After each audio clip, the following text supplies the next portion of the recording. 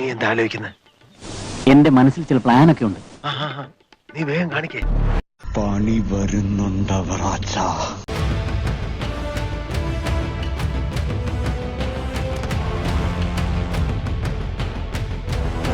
ഇപ്പൊ നിങ്ങളുടെ ഹീറോ എന്ത് ചെയ്യുന്നു? Will he give up?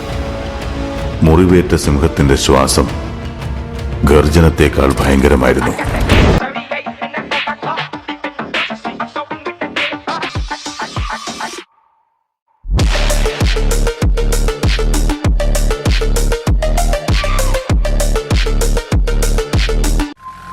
അപ്പൊ പോവാല്ലേ?